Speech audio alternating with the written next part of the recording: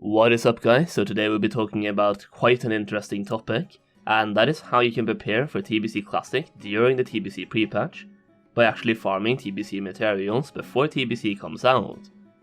So let's just not beat around the bush and get right into the action. Basically, if you log on to the Classic WoW PTR aka Public Test Realm right now, you can pretty much play the TBC Prepatch as it's going to be when it comes out. The PTR is supposed to simulate the Prepatch itself, and it's updated to the PTR version of the game. Now, I didn't play back during the original TBC, so take all of this with a grain of salt and realize this might not be there during the actual Prepatch, but based on it being on the PTR, I feel like there's a high likelihood of it being there. So what I'm talking about is the NPCs outside Karazhan. If you log on to the Classic WoW PTR and go over to Karazhan, which is where you do your Karazhan attunement in TBC itself, the mobs from this attunement quest is already in place outside Karazhan in the Deadwind Pass. These mobs are level 68 to 70, and they actually drop netherweave cloth. According to the loot table, they do not drop any other TBC items. The green items are all high level Classic WoW items,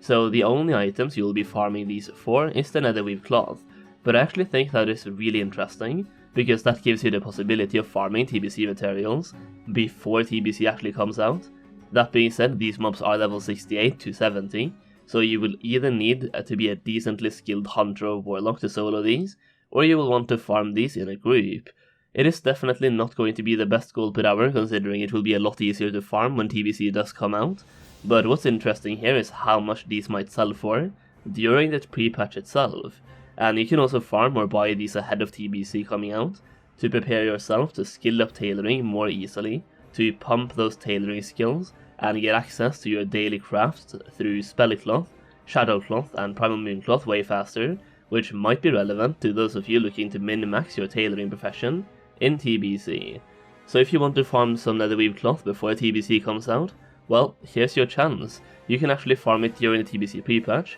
well, most likely anyway, as I'm still not 100% sure if this is how it was back in the original TBC Prepatch, but it is what it is as of right now on the PTR, and it's most likely how it will be during the Prepatch as well. Another interesting thing which kinda falls into the same category is the fact that you can also fish up some TBC fish from the river in Karazhan as well. That is right, from fishing in the river around Karazhan, or I guess you could say the river in the Deadwind Pass itself, you can fish up some TBC fishing materials that are used in different cooking recipes. You can get some barbed gill trout, which isn't really used for anything, but you can use it to skill up cooking, so that's pretty neat. You can also get some bloodfin catfish, which is used to create some magic resistance food, which again isn't really too useful either, but the next two types of fish is where it really starts getting interesting. So one type of fish you can get from here is the lightning eel, which you can actually get from multiple other locations in Azeroth right now, in Classic WoW as well, so that's nothing new. But the reason I bring this up is because it's used in crafting the Storm Chops cooking recipe, which is a really unique and also really useful type of food in TBC that requires both cleft hoof meat and lightning eel, so stocking up on lightning eel now might be a good idea, as that way you won't have to go back and fish in Classic WoW rivers in TBC to get those fish. Another type of fish you can get from fishing in the Deadwind Pass river is the crescent-tailed schoolfish, which is the most interesting one in my opinion, because this one is actually really useful in TBC, as it's used in crafting spell crit food in TBC, and the only reagent required for crafting that stat buff food is this exact type of fish. So basically, by getting one of these fish, you are securing yourself a nice spell crit buff for 30 minutes in TBC itself. You are also getting some spirit with the food as well, but I imagine the spell crit is what most people are looking for. Both the recipe for the skullfish soup and the storm chops are obtained from the cooking daily, so it's pretty much RNG on when you obtain them, but I figured that's important to know so you don't expect to be able to craft these on day 1 of TBC, just because you have the materials for it, as you will still need to obtain these recipes, and since they are rewards from a daily quest, well, you get the point. I would also recommend you keep all of the trash fish you get, aka the bloodfin catfish and the barbed gill trout, so you can use those for some easy skill points in cooking when TBC actually does come out, as you will want to skill up cooking as well, so you can actually craft those big boy recipes once you actually get them.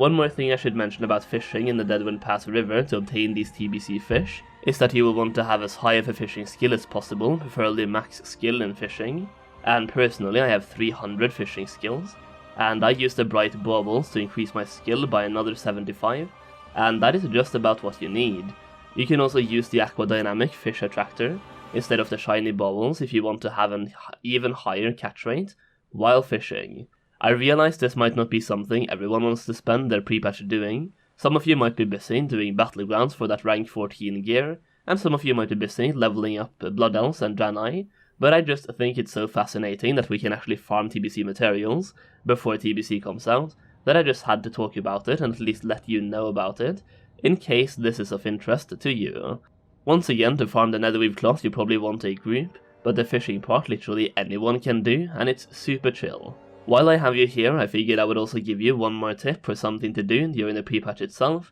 which doesn't really have anything to do with TBC materials in particular, but is a couple of nice trinkets that you can obtain in the TBC Prepatch that will be really helpful to new players and players using that level 58 boost to boost up a new potential main. So basically you can pick up an item in Winterspring called Empty Firewater Flask, which starts a quest chain. The quest chain involves 6 quests, but 3 of them is just to talk to NPCs, 1 is to discover an area, 1 is to loot 3 items, and 1 is to kill 1 single mob. All in all it takes you about 5 minutes to do this, and the rewards are pretty good. I guess I should show you the rewards as well, so here you go. You have a melee trinket called Strength of the High Chief, which increases your attack power by 50, and you have a caster trinket that increases your damage and healing by 29. Basically a free Briarwood Reed for you casters out there. The interesting thing here is that this quest is actually available on Classic, and there's a chance you might have done it already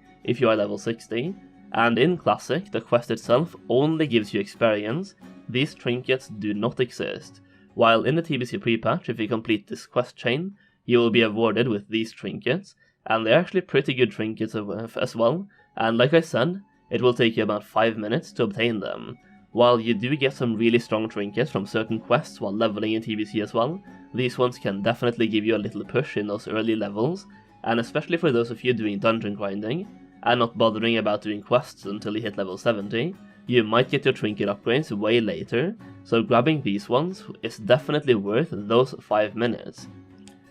And yeah, I think that's pretty much it guys, a little bit of a different preparation video for the TBC Prepatch. And the pre-patch itself is actually only 2 to 3 days away at this point, so you can soon do these things in the game itself. Hopefully you enjoyed the video, and if you did, please take the time to slap that like button for the YouTube algorithm, and make sure you subscribe for more TBC content. Thank you so much for watching, and I'll see you again very soon.